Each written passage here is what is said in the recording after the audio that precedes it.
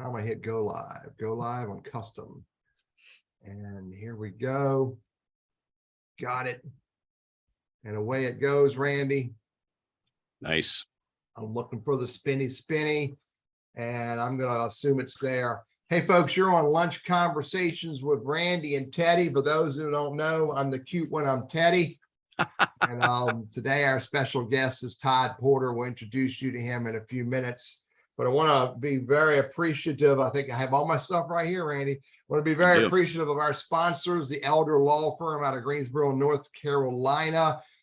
They help you stay focused on your commitments to your loved ones, those who need help with estate planning, elder care planning, or anything in that area. One of the things I learned not too long ago from them is there's a bunch of documents that you have to have prepared when you're moving into that estate planning. And if you don't have those documents ready, you could be in big problem. Call the Elder Law Firm at 336-396-4551 and let them know that Randy sent you. So you Absolutely. Ready to go, buddy? I am, yeah. Randy Wooden with Goodwill Industries of Northwest North Carolina, director for a professional center.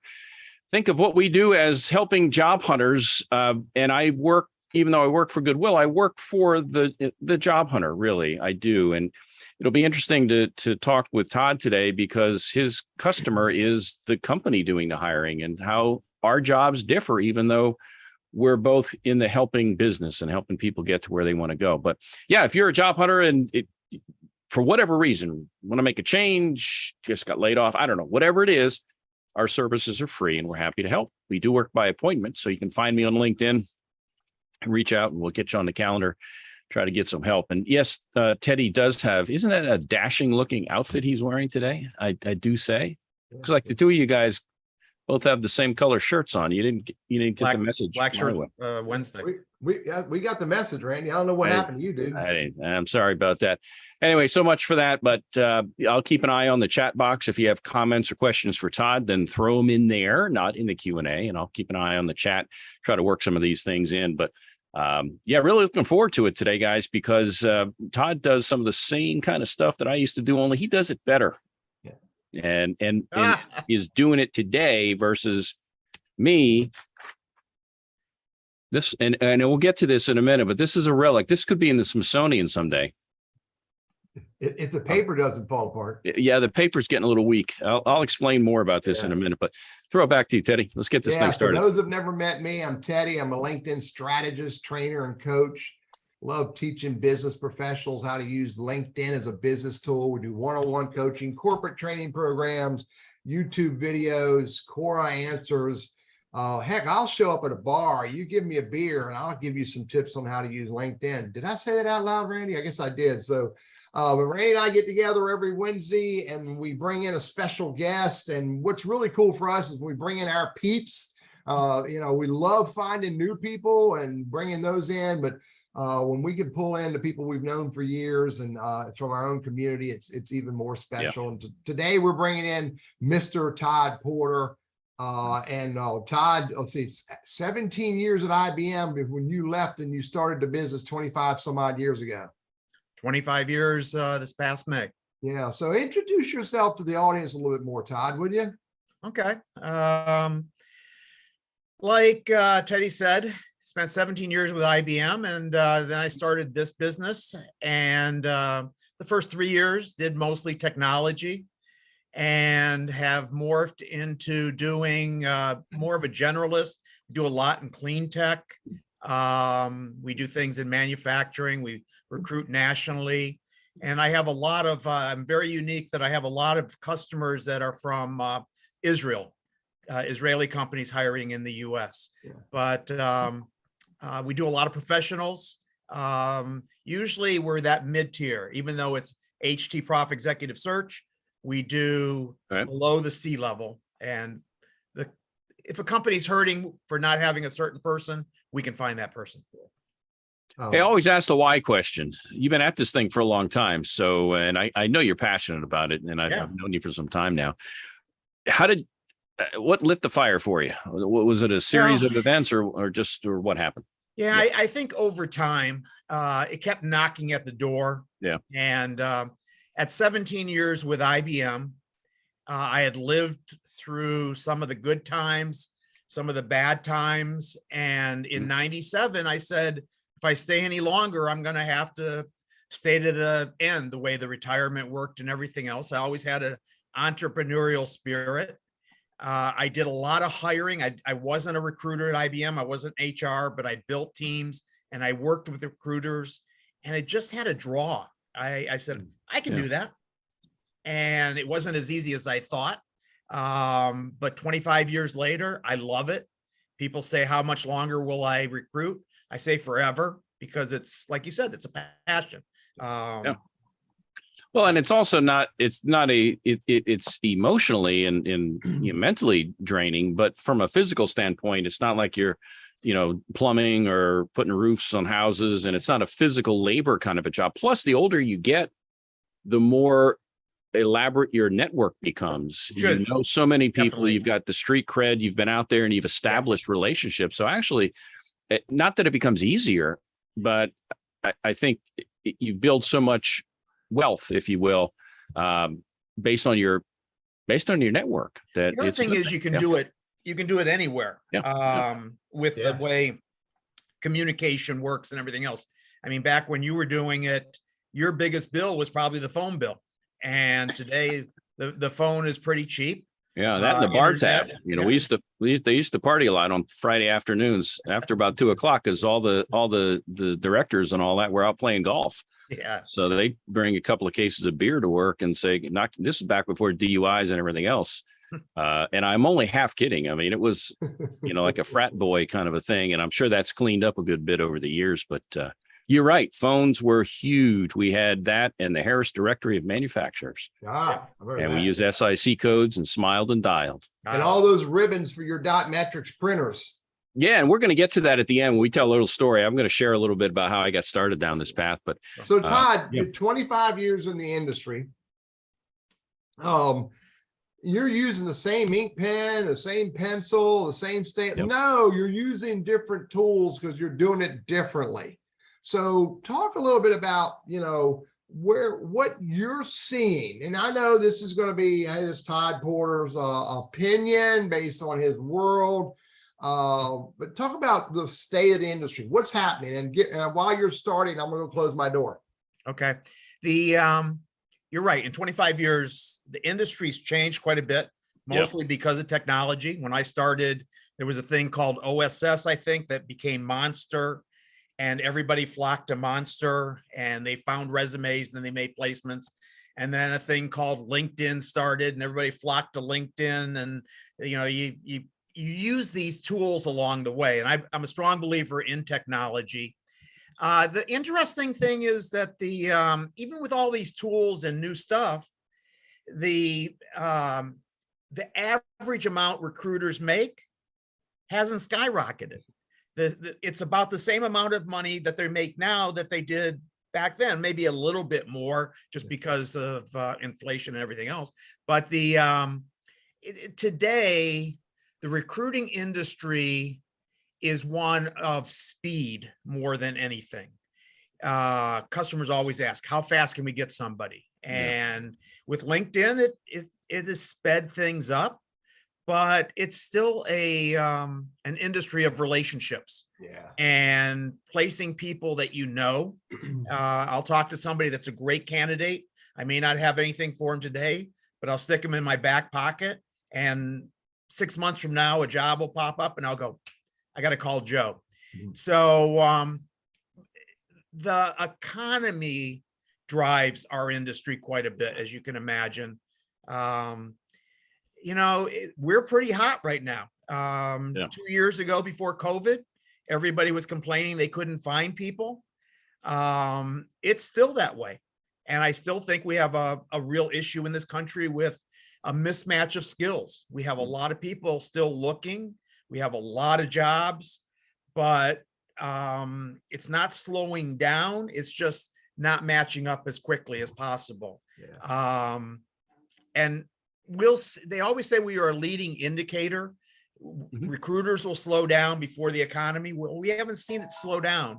So, it may ripple through. We're a little concerned, But right now, all the recruiters I know are pretty busy. I know with COVID, that flushed a lot of them out of the business because there were no job orders. Nobody was really hiring. Well, in 25 years, I've seen at least 3 dips. Yeah.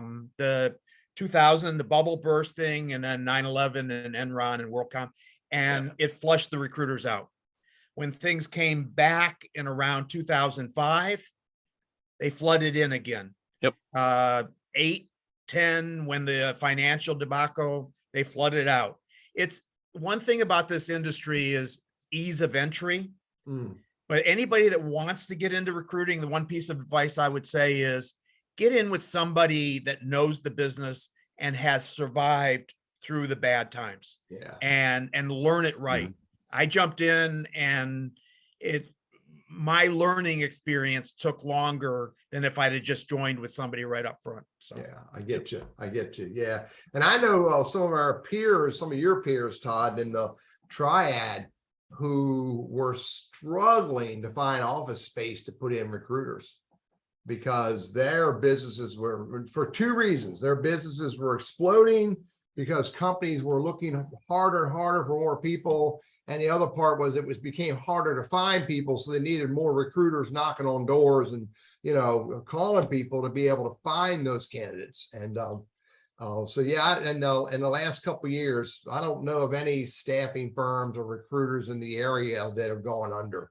They're all, nonstop busy. So right. All right. So let's talk about relationships between recruiters and candidates. So let's talk about one particular piece here, and that is, I work for this organization called Lunch Conversations with Randy and Teddy, and I'm making 6 figures really pretty easily. And if I'm going to go talk to another recruiter about joining another show, should I disclose that?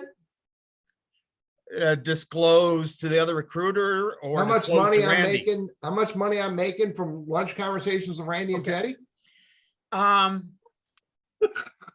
Yeah. If you're going to lie about it, maybe, I don't know, but no, candidates always, not always, but a lot of times they're reluctant to open up and to tell the truth. And when a recruiter asks them how much they're making, and today it even gets touchier because there's over 20 states where you can't even ask that question. Individuals can volunteer it, but the reality is I want 2 things from a candidate. I want honesty and I want communication. Yeah. And so I want to know what you're making. If I have a job for 150,000 and you're making 70,000, the economics of the situation says, why are you making so little to be able to fit into this job?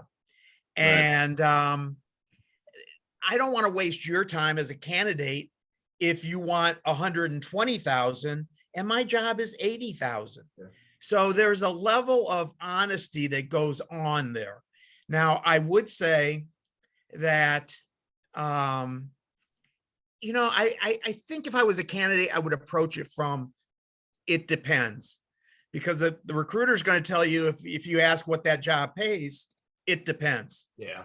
And it really does. So let's say you're making 80,000 and you're going to, well, I want to make somewhere between 80 and 120. And so it depends. Now, my goal is to make the placement. If I don't make the placement, I don't make any money. Mm-hmm. So I'm not going to BS you as a candidate because you're my little C customer. My customer, the company that's hiring, they pay my bill. And the candidate should never pay a recruiter. Yeah. But if I don't place you, then I don't make any money. The other thing is, sometimes the candidate thinks I'm going to try to get you for as cheap as possible. Well, the opposite is true in a lot of cases, because the more money I place you for, the more money I make. Right.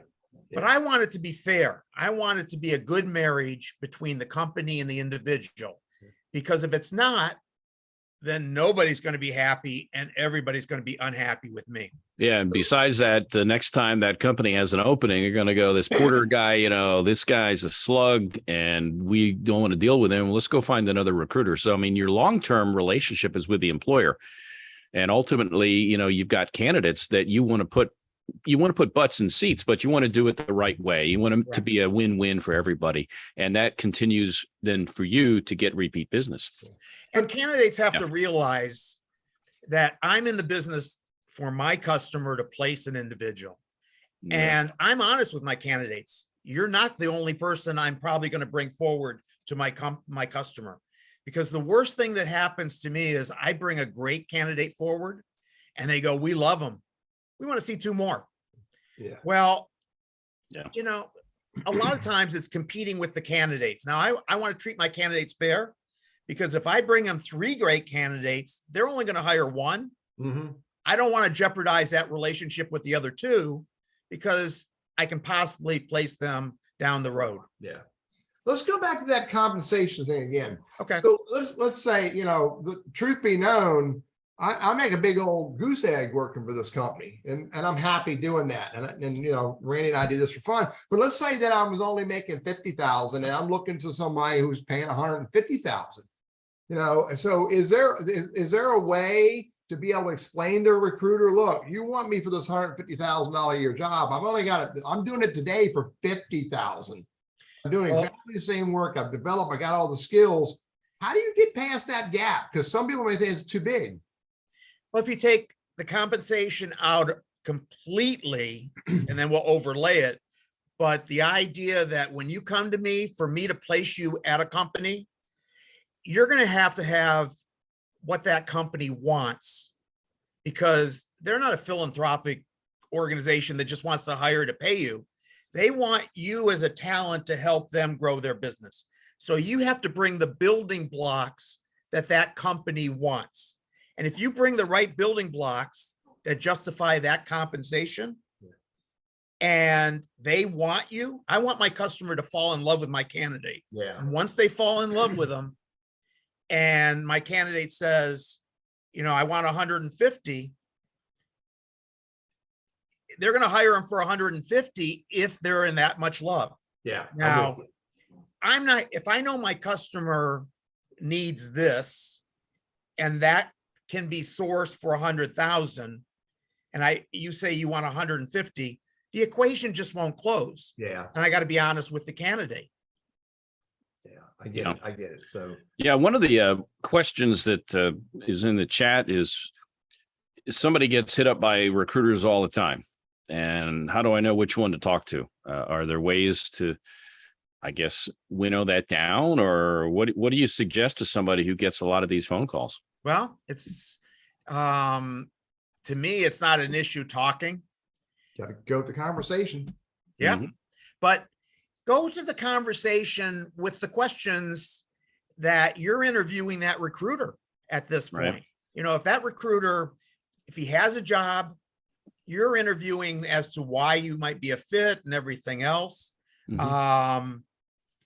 Very rarely, unless it's a confidential search, I'll tell the individual who the company is. And because I want to be upfront. The last thing I want to do is go to a candidate and say, hey, I got this great job, pays $100,000. Are you interested? Well, you're not going to be interested. So I'm going to give you as much information as possible. Same with when you call me or, return my call. Let's have that conversation. I want to know where you are. I want in your career, what you're looking for, all of that, because I want to be a trusted advisor to you. And even if I can't help you directly, I try to point people in the right direction. So, hey, when you if you divulge the name of the company, do you ever get the candidates doing an end around and I cut off their legs?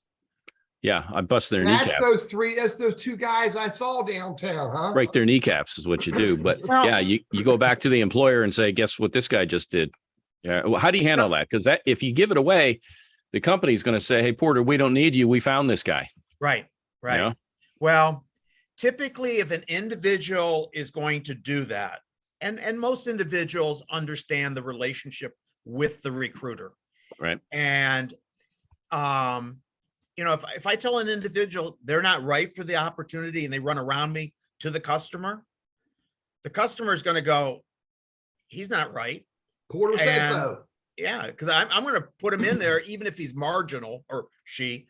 And it's in 25 years, I've had candidates a couple times run around me. But well, they, I mean, but they typically there's I don't want to say there's something wrong, but they're not a fit, and the customer's not going to hire them typically. Yeah, but there's also then the degree of, hey, this guy isn't a fit, because if I have to fork over, I don't know what you charge, 20, 25, 30, I don't know what your fee is, but let's say for round numbers, it's 25% and it's $100,000 a year job. Teddy, I know you're a math whiz. That comes out to 25 grand. Yes, sir. You did it right, buddy.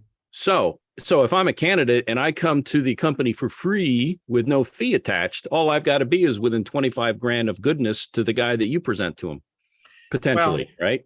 So, you know, I don't have to beat out your candidate. I just have to be within 25 grand worth of them. Not really. Okay.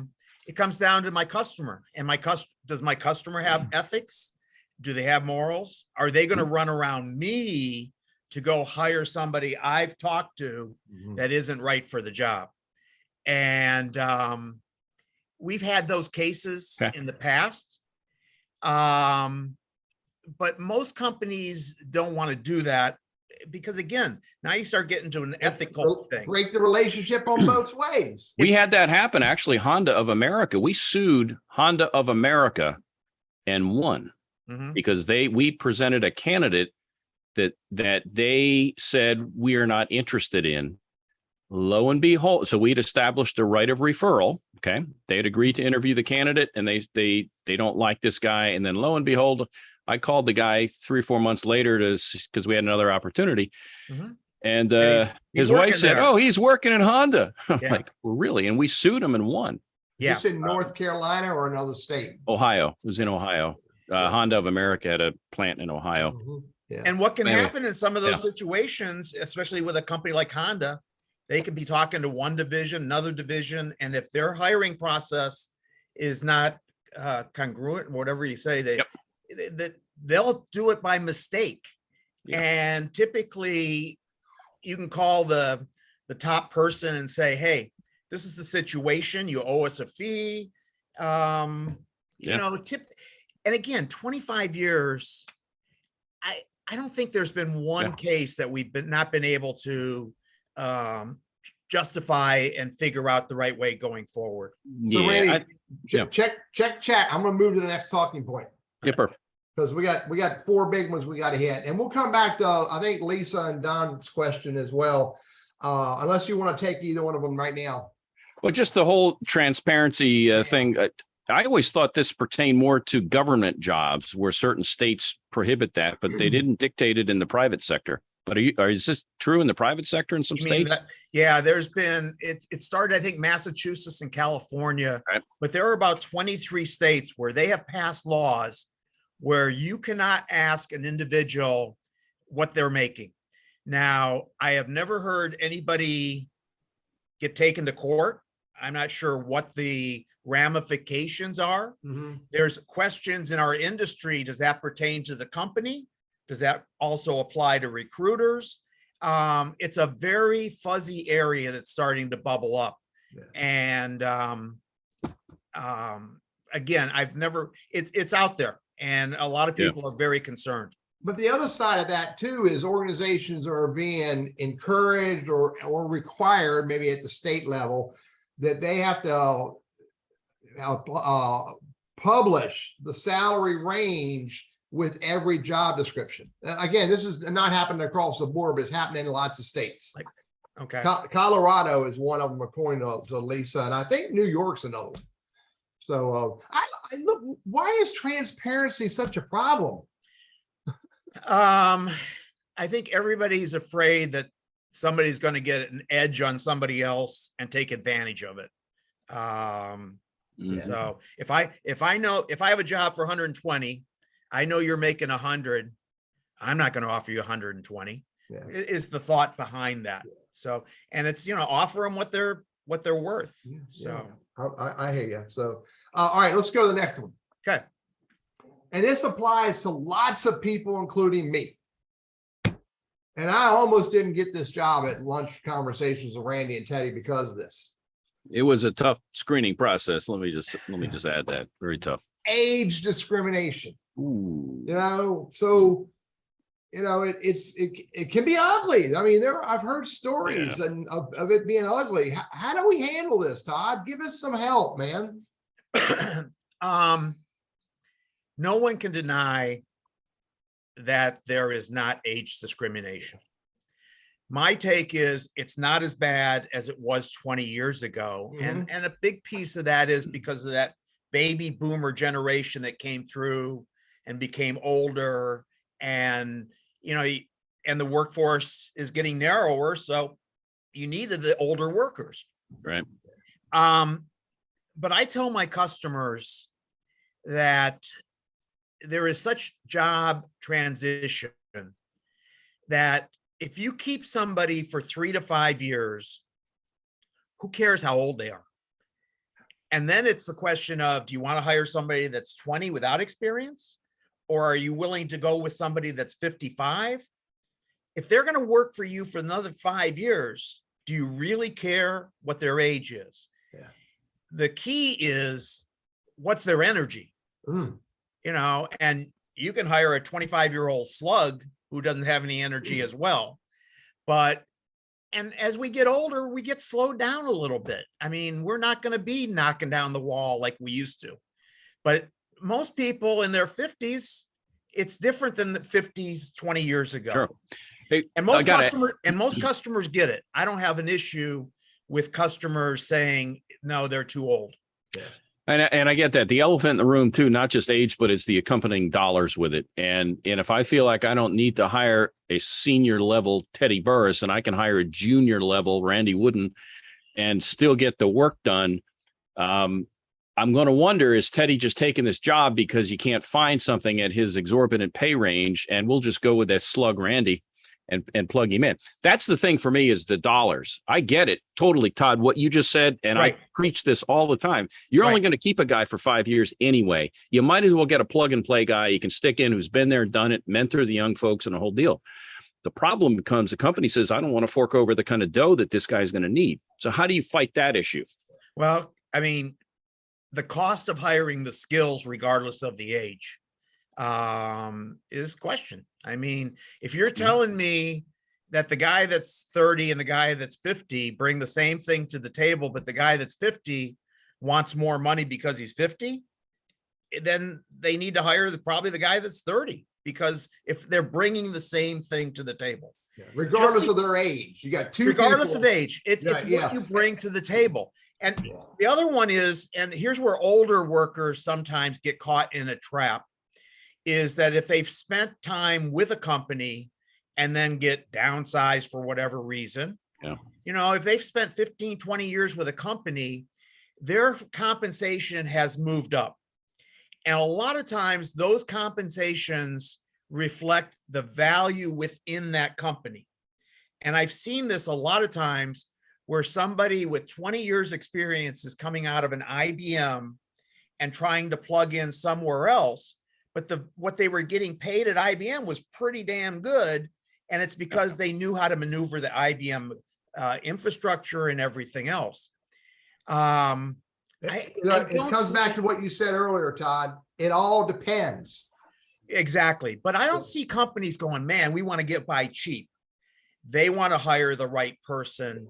And the dollars typically work out. I see a lot of older workers going, I don't care what I make. I just want to work. Yeah. And is that wrong? I don't know. No, it isn't. It's a perception that I'm not going to keep this guy. He's not going to be happy. Plus, you know what? This dude could do my job. And I'm a little leery of that. So I need to be able to, boss people around. And you get some of that territorial. I mean, it's garbage, but I get that too. Well, I think anecdotal, the older worker, if you hire somebody 55, he's not looking to climb the ladder. I mean, if he wants to get into that job where he's going to not have to move in 6 months. So you can keep a worker like that longer too. Yep. So it's when it becomes blatant that they want a certain person. That person is 55 and they said, no, we want somebody younger than that brings the same thing. For now, you're dealing with discrimination. And unfortunately, right before we go to the break, a lot of that is fueled by ignorance and misguided perspectives and bias. But hey, let's take a break real quick. Randy, we need to get this 30-minute break music, man. When are you and I going to get together with the trombone and the keyboard to make some music for, hey, you're on Lunch Conversations with Randy and Teddy. The Lunch Conversations is sponsored in part by the Elder Law Firm out of Greensboro, North Carolina. Todd Porter is our special guest today. The conversations about recruiters and working with recruiters and some really good tips that you need to know about, including some secrets you may not have heard. Hey, the Elder Law Firm loves this perspective. I like the way they say this too. What's important to you in honoring those, the older generation that you're caring for is also important to the Elder Law Firm. So if you need help with estate planning, you need help with elder care planning, you need help with those 5 documents that are critical for your estate planning, reach out to the Elder Law Firm in Greensboro, North Carolina, 336, write it down, 396-4551, and let them know Randy sent you. So yeah, Todd, we could go on. There's a lot of these topics. And let me tell you, I'm the 64-year-old social media strategist, and I love sitting in a room with the 20-year-old social media coordinator. And I'm very empathetic of where that person is. And as they discover how I think and how I talk with them and how I care about them, then they look right past the 65-year-old dude. It's not important anymore. And that's hard for people to do. And also, last point I'll offer about any type of discrimination, Todd, and I know this is not easy for everybody, but the moment I discover when I walk in a building that there's a potential for discrimination for anything, including the type of socks I'm wearing, I'm out. Because I do not want to be in that space where I have to worry about discrimination. And I hate it because a lot of people get discriminated on for lots of different reasons that I don't have to worry about. But that's my opinion. No, I think you're right. I think you're right. And to voice it and things, and do you really want to work somewhere like that is the other issue. So it's a fine line, because everybody in the world knows age discrimination. You do not say it or you'll end up in court. Or anything else, racial, sexual, the car you drive. I don't care what it is. It's just, they'll never say it, but you can often discover it. And the moment you discover it, it's your responsibility for yourself to get the hell out of there. And I would say most of the lawsuits are because letting people go as opposed to not bringing them in. Yeah. So that's and they got it should be taken to court and stuff. So all right, let's talk about another big one. Hey, just let me throw something in real quick. If you've got question, comment, whatever, please put them in the chat area. We'll try to work them in where we can. They need to be kind of brief. But yeah, if there's something, please put it in the chat and not in the Q&A. We had a question about that. And I don't know who Zoom user is. Rename yourself so we know who you are. I bet you're really a human. Makes them much more engaging. So we'll get to those. Stack them up, Randy. We'll get to them. Let's go to the next one, Todd. This is another big one that aggravates the bejesus out of people. And let me tell you, I've been there, man. I mean, this whole thing, I'll never forget back in 19, never you mind. I called this girl up. She said she wanted to go out with me. And then I called her, and she never answered the phone ever again. I sent her letters. I sent her telegrams.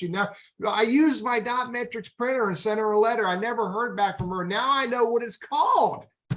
You're ghosting. The first person ever ghosted. Yeah, it was me.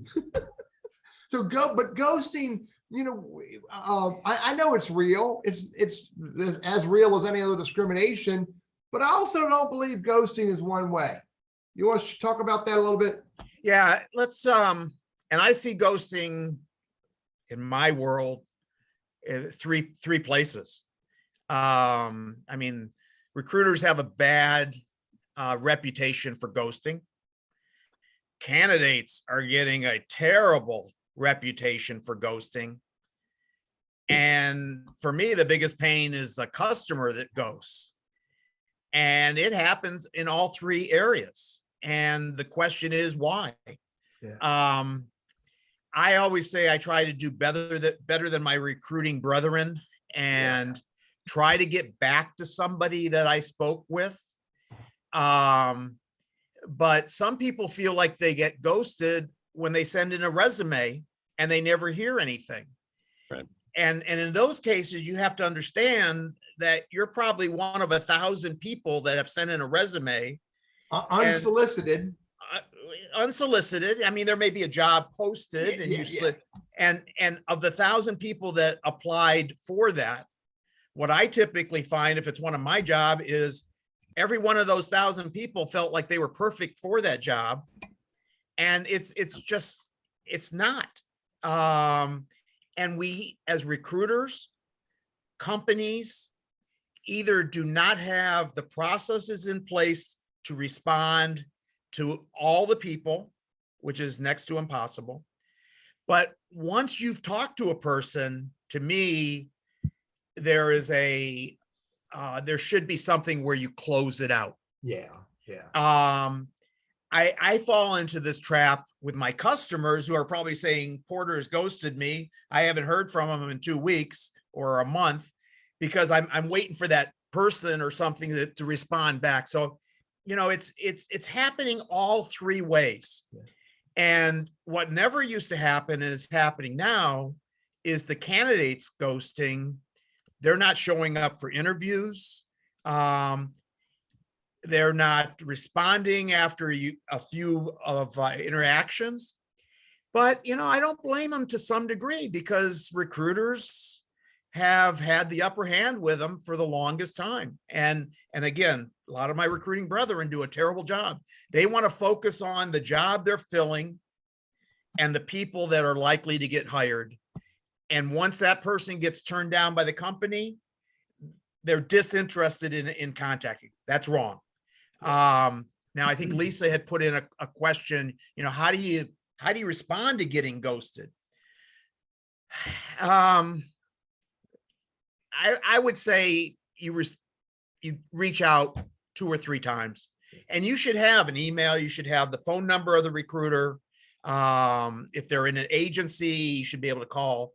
And if they're going to ghost you, you're probably not wanting to work with them anyway, is another good take. And Todd, one of my opinions of being ghosted is it ain't a fit. I mean, in my business, I send out these 6-figure proposals all the time. Someone asks me for a proposal. I write up a proposal. I give them a plan. I send it to them. I might call them one time, go, Todd, I want to make sure you got my proposal, man. I might call them one more time, says, hey, I didn't hear back from you. I'll leave this on your desk. So in the recruiting world, as a candidate, in my feeble mind, and I'm not a candidate anymore, I'm saying the moment you ghost me, it's no longer a fit. It's time to move on. Well, I think to some degree it does come down to processes, though. Yeah. And no, I'm with you. I think I hate the fact that they do it. Yeah. I mean, I'm using some technology now that once an individual's put in kind of the pipeline, that at some point I either got to get them out of the pipeline or close them or something, and it's in front of me. Sure. It used to be when I was dealing with a lot of emails, things would drop between the cracks and things of that nature. An issue I'm having right now is a lot of my emails don't get through. So I don't know if I'm being ghosted or if they didn't call, hear me or whatever, see my thing. So I call or text. Text has become a tool I didn't use 3 years ago. And now it's like a big part of my business. Text is not for big conversations, not for sales, but to move to that next conversation. It's the touching point. Yeah. It's the touching point. And it's fast. It is. Yeah. And I'm with you. Hey, got a quick thing. And I know who the Zoom user is. I found him. Yeah. So she's asking, hey, look, I had a great career made buku dollars. I'm really looking at, and I know her situation. Made a ton of money, kind of retired from that, so to speak, but I want to go work maybe part-time and doing something that's really I'm passionate about. So how do I determine when I talk to perhaps a recruiter or even to a company what that salary ought to be? Even though I was way up here, I know I'm going to be down here now. How do you make sense of all that dollar wise? I would she may be, or he may be asking, if they know I was up here, they're not giving me the time of day to talk about the job down here. And that's clarifying that up front with them, if possible, is good. Okay. I always go to, let's make sure this is a fit. Mm-hmm. If this is a fit, I am sure we can make the dollars work, is a good way. Let me inject one other thing too. And you said, if you go to a recruiter to find a job like this,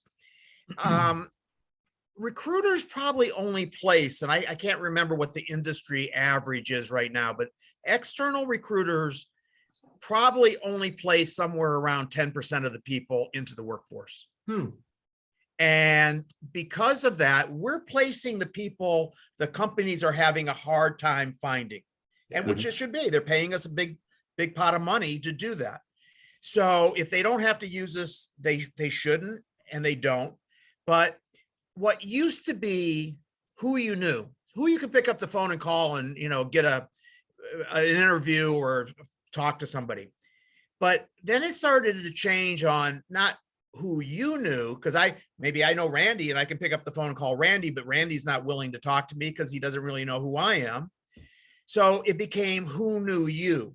Yeah. So it's within those networking spheres and things, people started to know who you were, and you could have that communication. But really, to seal the deal, it's who knows what you can do for them. Yeah. And you may know a person in an ABC company and want a job there, but if they don't know what you can do for them, you're not going to get anywhere. But once somebody goes, man, I want John to work for me because I know what John do. Now, a recruiter should be able to do a little bit of that, but I'm doing it secondhand. I'm telling my customer, John can do this for you. And that's the benefit of having that recruiter. But the biggest thing people in the job search should do is widen their network, make sure people understand what they're looking for and what they can do and what people want. So if you can help a company, help an individual, they're going to be interested in talking with you. And then you can talk money. And if you had the right conversation with the right people before you apply for the job, you can express that, that scenario that, look, I was a $200,000 for 10, 15 years. I loved it, but I no longer want to do that. I want to take my experiences and I want to apply them in some other space that I have way more fun creating value for the company. And I'm happy to do that at a lower rate. Teddy, I know you can probably, you probably tell people this all the time, but if I wanted to get into company ABC and I'm a sales guy, reach out to people that are VP of sales in that company or similar companies. And what I tell people is you don't ask them for a job. Bam. And you ask them, here's my situation as quick as possible. You don't want to elaborate with 3 pages. Can you give me any suggestions? Do you know anybody I should reach out to? People love to help one another. And LinkedIn is a beautiful tool to be able to do some of that. And find those connections to get those conversations. Yeah. Right. All right. Any more in the chat at this moment, Randy? Not so much. I want to make sure we cover the main talking points. So, all right. So ghosting's real. And you just gotta, if you're getting ghosted from the conversation that I had, also another thought in my mind, if you're getting ghosted by a company you really, really want to work for, then stop going the path you're going and find another path. That's right. Find another path. So, all right. So Todd, you know me, dude. I know 1,000 recruiters. How many recruiters does a candidate need to know? And what do they need to know about them, and what do they need to do with them? And should we know all the recruiters, or should we be more deliberate? Well, if you think of it kind of as a telescope, you can look at it through one end and you see a distance, or you can turn it around and it's like the wrong way. Recruiters don't want to talk to you typically. I mean, we have jobs and we go and find people. Now, what I tell younger people and people that are in the search, if you have a specific niche industry, find recruiters that work in that space, and don't expect them to help you today. They probably don't have the right job, but to let them know who you are. And especially if you're like getting out of college.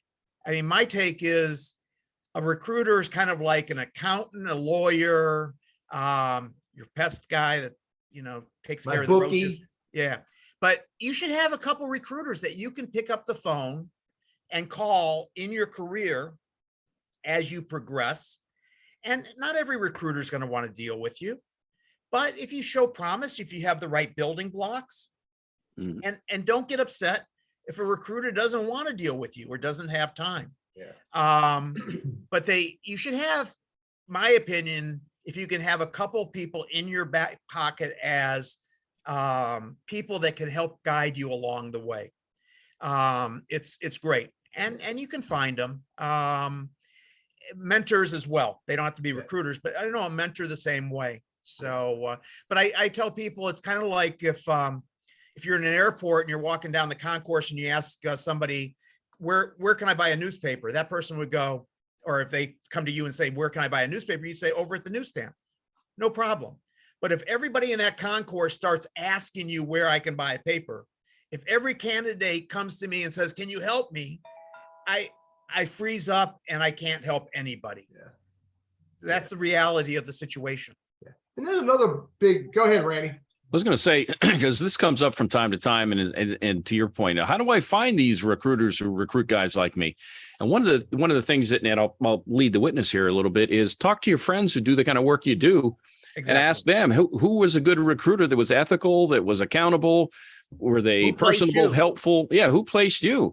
And just like recruiters will look to centers of influence or through their network to identify the people to fill the openings, you can do the same thing. If you're a candidate, if you're a job hunter, I'm going to ask around and say, hey, Teddy, who placed you in that $300,000 job that you have running this conglomerate in your mind? He's going to say, well, Porter helped me. Really? Could you introduce me to him?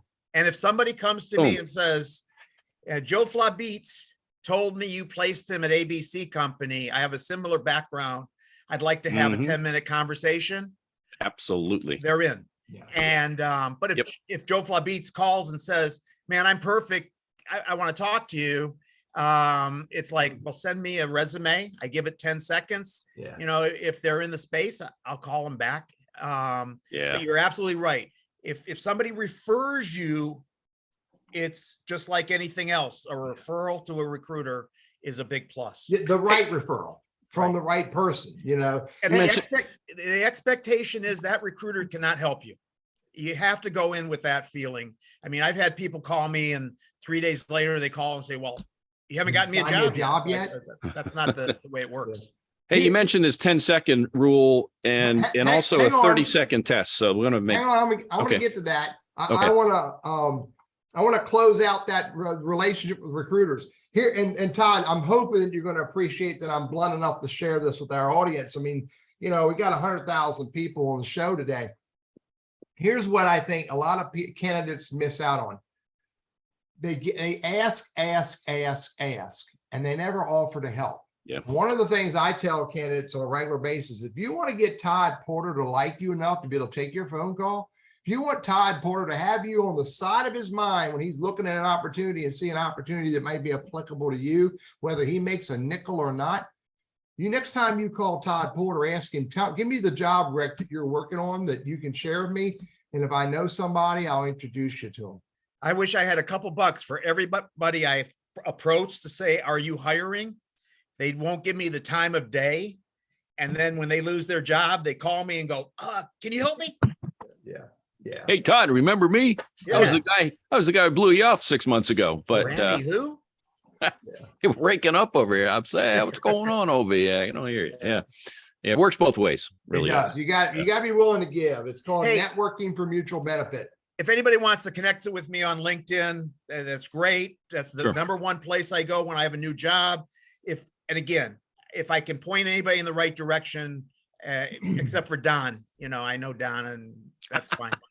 Yeah, we know Don. Yeah. No. Don wants to know, do you place 1099 or do you only do W-2, or does it make any difference to you? Really, it's employee, but I've had early stage companies that were in a state that they had to make them 1099s, but before they became W-2s. But in general, no, I don't do contractors 1099s. Yeah. Yep. Randy, I'm not going to tell you the name of the company, but I'll never forget years ago, I did some staffing work and I had about 10 people working in the IT company for this organization. Right. And the job recs always said 6 months to perm. 6 months to perm. Every job rec says 6, and that's not unusual. 6 months to perm. But I went back to him with two of these candidates employees who'd been there over 6 months. He said, "Well, let's just leave them for another year, and just tell them it's coming." And I was livid. I mean, you can't treat people that way. He wanted all of them to stay 1099, so they didn't show up on his payroll. What's worse than that is I have customers that say, "Let's do a try and buy." And I'm taking this guy out of a job. Yeah. And you're telling him you're not committing to him. And I tell my customers, I won't work that way. If you're not serious in committing to this individual, I can't pull him out of that job because I got to do the right thing. Yeah. So real good stuff. All right. Randy brought up the 10-second rule. Okay. 10-second rule, the 30-second test in the context of resumes. And Todd, when we were talking earlier, you said resumes aren't about writing. Resumes aren't about tactical. It's an art. Right. Resumes are more like art than science. Yeah. One guy will tell you to change it. Next guy will tell you to change it back. I mean, there's certain rules. When you get out of school, you put your education up front, you get a job, you drop it to the bottom. You want the most important thing that's going to get you the job at the top. Yeah. I had a guy yesterday that wanted to get into football 10 years ago. On his third page of his resume, it was all about his football stuff. I said, that ain't going to get you the job. So when I look at a resume, I'm looking for job tenure. I'm looking for titles, companies. Does it make sense? And literally, I can tell, in 10 to 20 seconds, if a guy's a bum or not, from a standpoint of if he's in sales and he's had 5 sales jobs in 5 years, there's probably nothing there. Yeah. It's the nature of the beast, unfortunately. But well, once I see what I want, then I'll take the next level in. Yeah. Is that the 30-second piece then where you go back and look at it a little bit deeper? Yeah. Right. And to see if I want the conversation. And that's the goal always. First, for me to have the conversation, and my goal with the people I talk to is to get them the conversation with my customer. So I'm doing the same thing. I'm telling my customer why they have to talk to this guy. And that's even more important than the resume in most cases. And if you're getting a resume unsolicited for, let's say you do post a job or whatever. So you get this guy that's got 5 jobs in 5 years. On the surface, he has demonstrated no value to you. So there may be a story behind it that could be totally legit, but you don't need to go there because you have low-hanging fruit that on paper is a whole lot closer. And so if I'm that guy with those 5 years and 5 jobs, I better have a guy like Teddy Burriss who has your ear that says, Randy's got a great story to tell you. You need to hear it. And maybe then you'll give me the time of day. Right. Maybe. Right. And also just how you format the resume. I mean, it may not be 5 jobs in 5 years, but if very quickly I can see the job tenure and the titles and the companies. And if you've done what I'm looking for, but I get resumes, if I got a job for a brain surgeon and I got a guy that's a farmer in Iowa that wants to do that job, it's like very quickly, you ain't a fit. Was his last name Burriss by any chance? Yeah, it was Joe Burriss. Joe Burriss. You know his relative? Teddy's cousin. Doctor. Yeah, he quit Dr. Vinny Boomba surgery to go raise pigs. Yeah. That was Dangerfield's doctor, Dr. Vinny Boombach. Was it Dr. Vinny? Okay. Yeah. Hey, you know what? We're almost out of time. I don't know if you want to do a wrap up and Todd, how you. give me 2 solid points that you think a candidate needs to understand in the context of working with a recruiter. You need to be honest and communicate and develop the relationship with that individual. Yeah. And, if you have a lot more possibility of them helping you, if you have that conversation and build that relationship and don't bullshit them. Yeah. And don't work a recruiter against a recruiter. I'll never forget. Won't pit one recruiter against another recruiter. I'll never forget. I had a job I was working on a few years, 10, 12 years ago. And, I had that candidate lined up for that job. And the next thing I know, another recruiter is bringing him to the table. And I'm like, don't do that to me. And that's my death. If a candidate comes to me and I submit them to a customer and they go, we've already talked to that guy. I mean, that makes me look really bad. Sure, and that candidate is like dead meat. Yeah. Total transparency, good communications, honesty in the relationship, and it'll go a long way for you. And 10 seconds. If a candidate's honest and he's right for the job and the other recruiter couldn't get him in, I have been able to tell that customer why they have to go with the person. And I've given up my fee because the first guy owned the fee. But if he hadn't been honest, we wouldn't have got there. So, okay. Yeah. Thanks, guys. No, Yeah, I wonder- Todd, thank you, man. Good stuff. I just got to ask you, where do you, crystal ball here, real quick, anything coming down the pike in terms of recruiting, whether it's technology or whatever, but what's the crystal ball look like real quick? Wow. Everybody's looking for something to replace LinkedIn because LinkedIn is starting to charge so much. And a quicker way of getting to candidates, AI, they've been talking about AI for the longest time. I just don't see it. I really don't know. This thing is going to be like it's been since you were in it, relationships and talking to people. Is LinkedIn cranking up the cost of job postings? Yeah, we don't do a lot of posting, but yeah, they do. But what they charge a recruiter, I mean, I'll tell you, I pay $15,000 to $20,000 a year with LinkedIn, and I only have one other guy with me. I'll say that's 2 licenses. Plus some jobs. Yes, exactly. Okay. Yeah. And those fees are going up.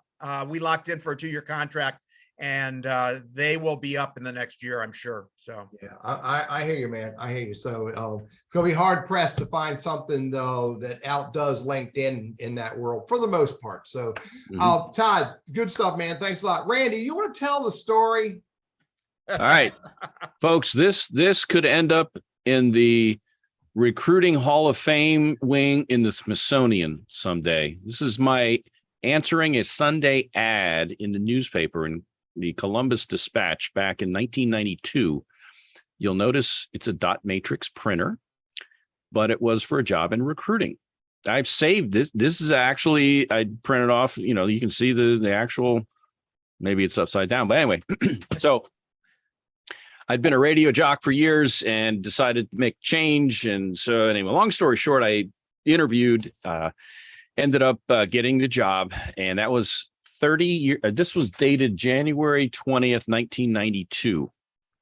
I'm working with job hunters that weren't even born then. And I talk about a dot matrix printer, and I get you're old, But anyway, you got to start somewhere, and this was my start. So one thing leads to another, and I found that for me, and Todd maybe relate to this with this whole ghosting, I didn't like getting lied to by candidates who said, oh, I really want this job, but now I need $20,000 more, or companies who say, I want to hire somebody yesterday and they don't return my phone calls. I make a buck only when I make placements, and I can only control my time and attitudes. I'm not going to waste my time getting lied to. But what I like with the work I do now is that I can work with the job hunter person. I have no dog in the hunt financially, but when they're happy, I'm happy. And if I can help them position themselves better, then I get a lot of fulfillment out of that. So I'll leave it at that. But that's my quick story. And Teddy, we've got some couple of cool guests coming up next week. We do. Todd, again, thanks a lot, buddy. And Randy, one of these days, I'll tell you the story about me doing my first quasi interview. I've never really been interviewed. My first quasi interview Okay. on that device. Standing on the beach. So, hey, yeah, Perfect. next week coming up, let's see, that would be on the 10th.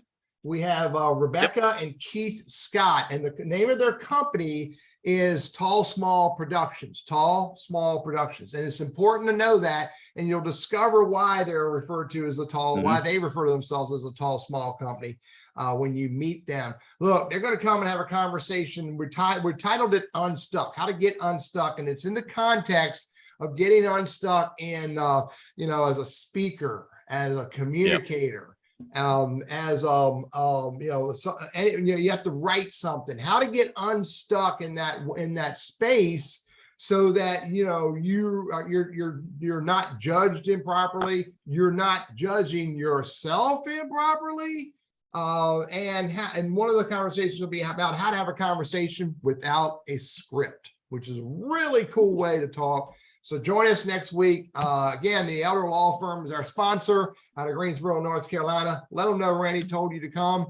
Todd, thanks a lot. Randy and our audience, see you later on. All right. Have a good one. See you, Todd. Thank you.